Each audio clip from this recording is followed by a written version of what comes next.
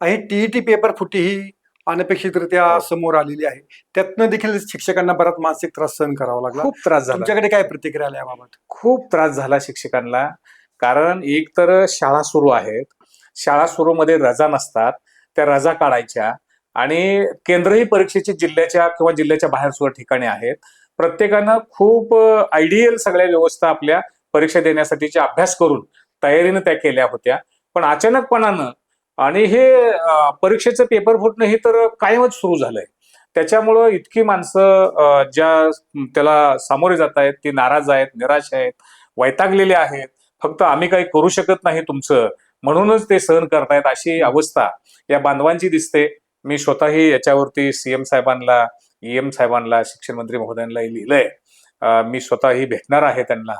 आणि हे माझी मागणी एवढीच आहे की हे कधी थांबल?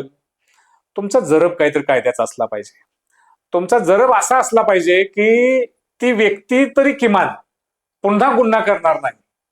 कारण काय झालंय, जामिनावर सुटला की तो पुन्हा गुन्हा करतो असा इतिहास या देशात, राज्यात दिसतो आपणाला. म्हणून किमान ज्यानं केलंय हे पाप त्या माणसाला असा जरब बसला पाहिजे की किमान त्यानं आयुष्यभर असा वागला नाही पाहिजे, त्याच्याकडे बघून इतरांनी वागलं नाही पाहिजे. कायद्याचा धाक असला पाहिजे ह्या राज्यात, लोकशाहीत. एवढीच आपली अपेक्षा आहे. शिक्षक आमदार हे सरकारच्या विरोधात बोलतात, आझाद मैदानावर जाऊन आंदोलन करतात, मंत्र्यांना खडे बोल सुनावतात. पण हे शिक्षक आमदार जेव्हा एखाद्या संस्थेमध्ये शिक्षकाचा पगार हा अनुदानापोटी जेव्हा घेतला जातो तेव्हा हे शिक्षक आमदार नक्की काय करत असतात? अनेक शिक्षक आमदारांच्या पगारातून हे संस्था चालक पगार कट करून घेतात. त्याच्याबद्दल तुम्ही कधी बोललात का? मी स्वतः आमदार असताना म्हणजे माझ्या वेबसाईटवर गेलं तरी आपल्यालाही नक्की लक्षात येईल, मी विधानमंडळात क्वेश्चन मांडला आहे. नुसता मांडला नाही, मी स्वतः बोललो आहे. शिक्षकांची बदली, एक तुम्ही सांगितलेला पैसे कपात पगारातला आणि बदली, ही दुसरं एक त्यांचं म्हणजे एक माध्यम आहे की बदली नुसती दाखवायची.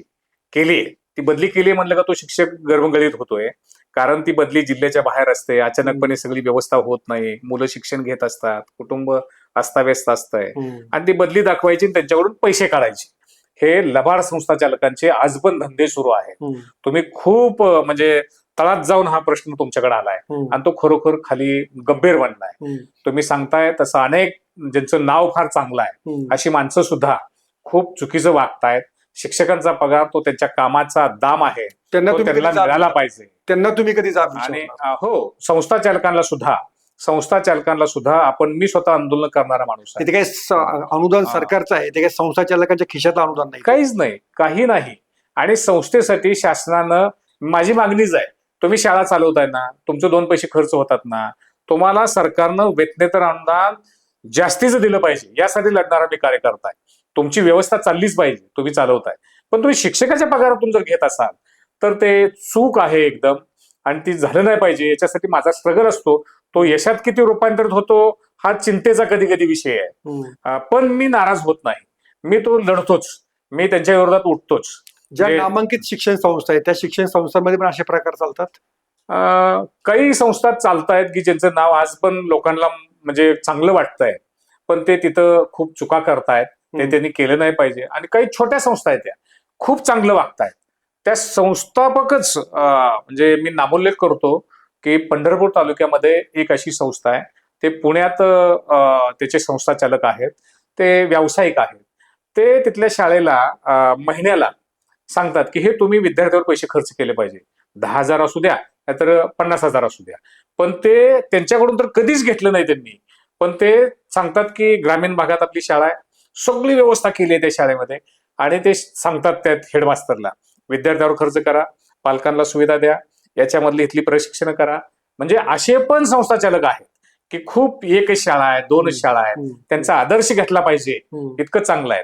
पण काही जण मात्र तुम्ही सांगताय तसा तो विषय सुरू आहे राज्यात, तो थांबला पाहिजे. सोशल मीडियाच्या भाऊ गर्दीत विश्वासार्हतेने चकाकणारे नाव म्हणजे लेट्सअप मराठी. सगळ्यांना, सगळ्या नागरिकांना ती स्पीच, ती लेट्सअप वरील मुलाखती म्हणजे विचारांचा खजिना. त्यानंतरच्या निवडणुकीमध्ये मला सोडून गेले. बातम्या केवळ वस्तुस्थिती सांगणाऱ्या, न प्रोपगंडा, फक्त जनतेचा अजेंडा. क्योंकि आने वाला कल जाने वाला है, जाने वाला कल आने वाला है. राजकारण, मनोरंजन असो की क्रीडा क्षेत्र, महाराष्ट्राची स्पंदने संवेदनशीलतेने टिपणारे माध्यम म्हणजे लेट्सअप मराठी. जगासोबत एक पाऊल पुढे राहण्यासाठी लेट्सअपचे ॲप, सोशल मीडिया आणि वेबसाईट सोबत कनेक्टेड रहा.